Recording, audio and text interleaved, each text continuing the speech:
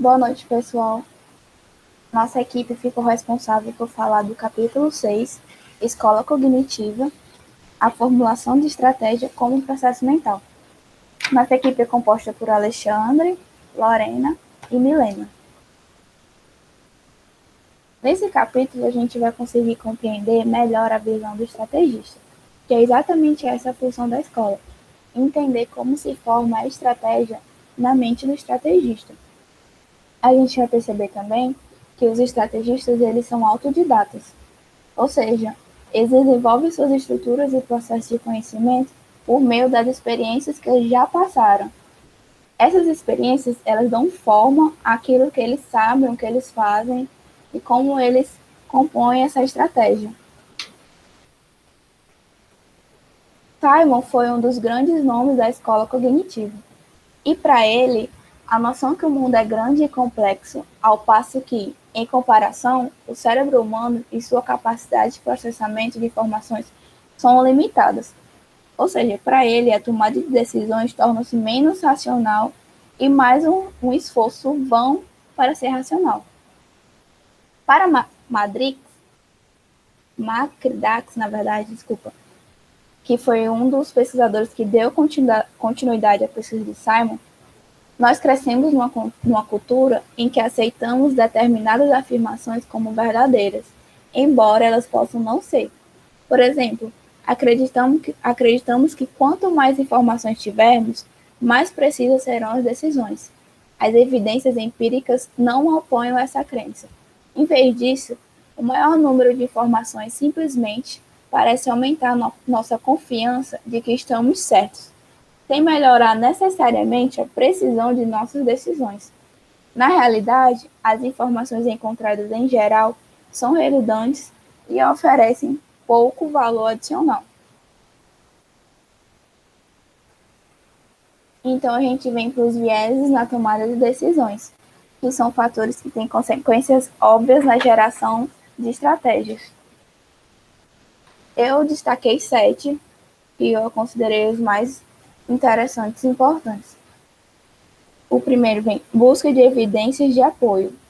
São a disposição para colher fatos que levam a certas conclusões e desprezam outras que a ameaçam. Então vem a incoerência, que é a incapacidade de aplicar os mesmos critérios de decisões em situações semelhantes. Conservadorismo, a incapacidade de mudar nossa opinião. Recentidade, os eventos mais recentes dominam os menos recentes, ou seja, eles acabam recebendo menos importância ou são ignorados. Disponibilidade, basear-se em novos eventos específicos facilmente lembrados, excluindo outras informações pertinentes. Ancoragem, são as previsões indevidamente influenciadas por informações iniciais que recebem mais peso no processo de previsão. E atribuição de sucesso e fracasso. O sucesso é atribuído às aptidões da pessoa e o fracasso à má sorte ou erro da outra. Isto inibe a aprendizagem, pois não permite o reconhecimento dos próprios erros, que quando a gente erra, quando a gente fracassa em um processo, não significa que foi perca total do nosso tempo. A gente conseguiu aprender com aquele processo e com os nossos erros. Todos esses vieses, eles têm consequências óbvias nas gerações de estratégias. E aí vem 10 e Teng, que sugere que, na prática, uma maneira de tomadores de decisões resolver este problema é conscientemente neutralizar os vieses associados com a sua abordagem. Por exemplo, os gerentes que seguem processo de decisões racionais e sistemáticas, eles devem estar cientes que a probabilidade de serem pegos pela ilusão de controle existe. E segundo o Tag ainda, demonstra que não falta evidência de organizações que ficaram presas a modos estabelecidos, ou seja, ao conservadorismo, de fazer as coisas, com base em maneiras estabelecidas de vê-las, e que depois acabaram sucumbindo à medida que o mundo mudava à sua volta. Então a gente vai para o tópico 2. Cognição como um processo de informação. Sim, é muito comum que a gente vê grandes gerentes, grandes tomadores de decisões, eles têm uma demanda muito grande de atividade. Então, não dá para eles estarem em todos os cantos ao mesmo tempo e acompanhar todos os processos. Então, as informações chegam até esses tomadores de decisões já resumidas.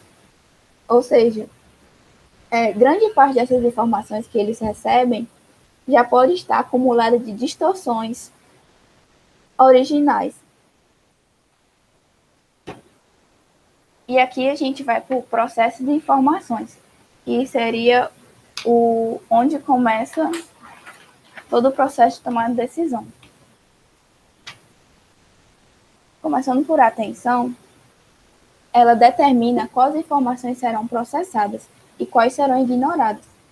Isso acaba sendo bem subjetivo, já que, para mim, uma informação pode ser considerada importante, eu posso ignorar, não considerar no processo e repassar para o gerente, não, e nem chegar a repassar para o gerente, e para outra pessoa, aquela informação já pode ser importante e a outra ignorada. Então, acaba sendo algo muito subjetivo, que pode distorcer futuramente a tomada de decisão do estrategista.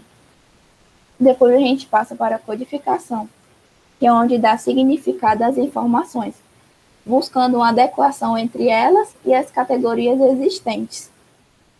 Logo depois a gente vai para a armazenagem ou recuperação. A cognição, ela começa na nossa memória. Para nós, a nossa memória é uma teia de associação. Às vezes eu vejo, por exemplo, eu posso ver um pássaro e lembrar de uma memória da minha infância, porque por algum motivo eu associei esse pássaro à minha memória.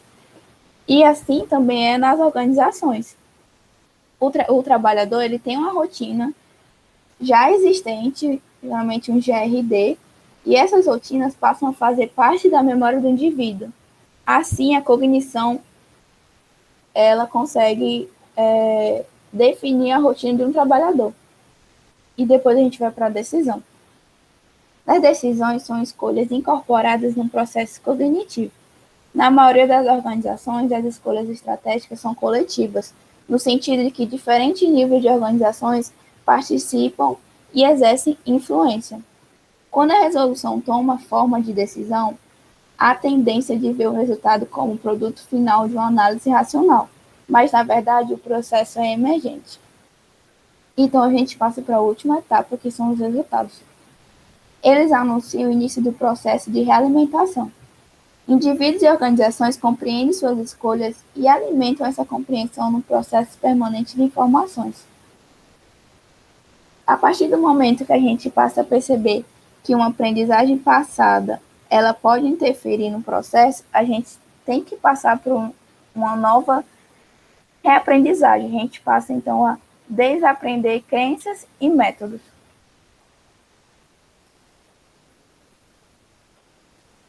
Olá a todos.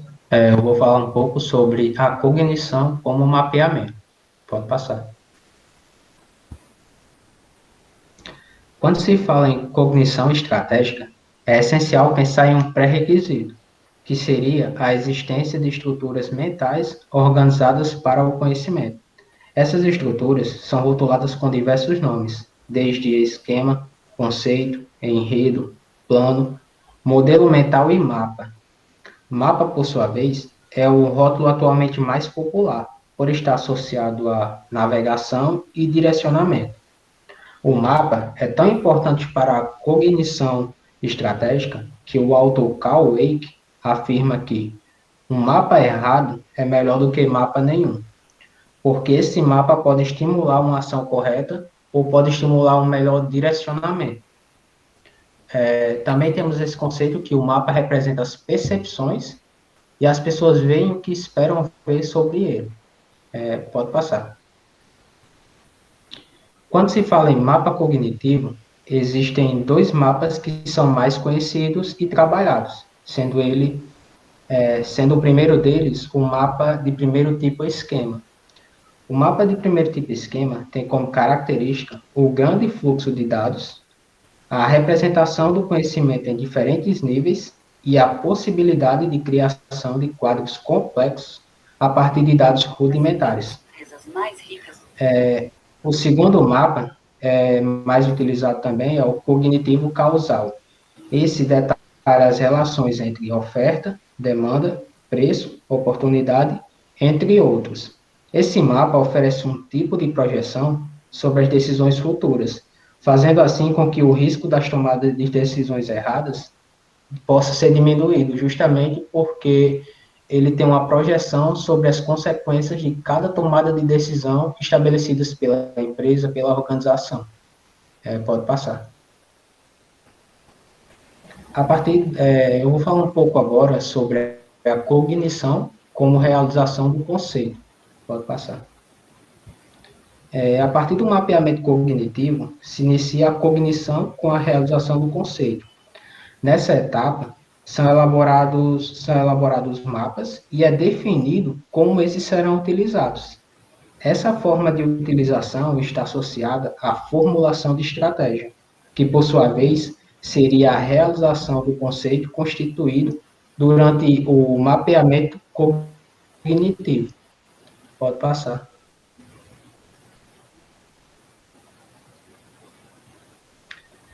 Quando se fala em formulação de estratégia, há um procedimento mental relacionado que, por sua vez, segue algumas etapas, sendo essas etapas a percepção visual, o processamento paralelo de dados, a síntese e a intuição. Um exemplo clássico sobre as etapas e a criação de estratégias é a invenção da câmara Polaroid, que foi inventada, teve sua ideia inicial a partir de umas férias do inventor, em que ele estava tirando uma fotografia da sua filha, e ao tirar a foto, sua filha questionou sobre por que ela não poderia ter a foto naquele momento que foi tirada. Após esse questionamento, o inventor começou a ter essa percepção visual e a se questionar como seria esse objeto que sua filha falou para ele. Então, ele começou a ter esse processamento paralelo de dados, que depois passou para a síntese do que ele queria de fato. E com a ajuda, com o auxílio da sua intuição, ele conseguiu sintetizar, no final, a criação da câmera Polaroid, que naquele momento revolucionou o mundo e a questão da fotografia como existia. Pode passar. Bom, já abordando a cognição como construção. Pode passar. Nessa visão, o mundo lá fora, o mundo externo, não motiva o comportamento interno, né, que é aqui de dentro. E para essa visão interpretativa ou construcionista, o que está dentro da mente humana não é uma reprodução do mundo externo. E esses construcionistas sociais rompem com a tendência generalizada de aceitar aquilo que as pessoas veem como um dado, de atribuir ao status quo uma inevitabilidade lógica. Para eles, a realidade externa, com todos os seus ricos detalhes, existe em nossa cabeça. Pode passar. Já a estrutura psicológica, de acordo com o autor Gregory Bateson, tem as seguintes propriedades. Elas são exclusivas, ou seja, ao incluir determinadas mensagens dentro de uma estrutura, outras mensagens são excluídas. Mas também são inclusivas, já que ao excluir determinadas mensagens, outras são incluídas. Elas também estão relacionadas às premissas da escola e a estrutura também é metacomunicativa. Em relação ao ambiente, a visão construcionista começa com uma premissa muito forte, que é que ninguém em uma organização vê o ambiente. Em vez disso, as organizações constroem a partir de informações ricas e ambíguas, nas quais até mesmo categorias básicas como dentro e fora podem ser indistintas. Pode passar. Em relação à competição, a competição ela é um desafio para a escola cognitiva, porque, à primeira vista, nada há de mais objetivo do que a competição. Se seus rivais fazem produtos melhores e oferecem menores preços, você deve reagir ou acabará saindo do negócio. E tudo que você pode fazer é esforçar-se para perceber corretamente os sinais competitivos que seus concorrentes estão enviando e agir de acordo. Para eles, é a falta de esforço consciente enquanto se está envolvido no processo que faz com que a competição pareça objetiva.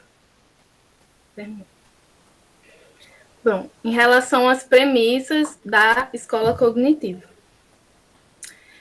A escola cognitiva é uma escola de pensamento em evolução sobre formulação de estratégia. Então, as suas premissas, que são deduzidas da sua literatura, são: primeiro, a formação da estratégia é um processo cognitivo que tem lugar na mente do estrategista. A segunda é que as estratégias emergem como perspectiva na forma de conceitos, mapas, esquemas e molduras, e que dão a forma à maneira como as pessoas lidam com as informações do ambiente. A terceira, para a ala do pensamento positivista, que é objetivo, a informação flui através de filtros antes de serem decodificadas pelos mapas cognitivos, enquanto a subjetivista interpreta pela percepção.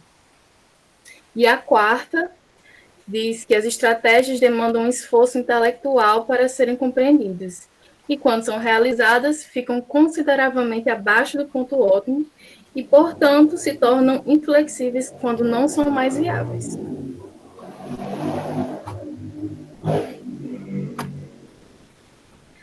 Já em relação à crítica, contribuição e contexto da escola cognitiva.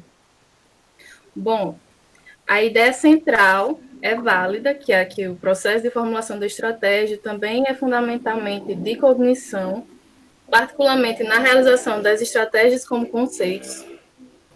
Mas a psicologia cognitiva ainda precisa se aprofundar nas questões de maior interesse para a administração estratégica, principalmente como se formam os conceitos na mente de um estrategista.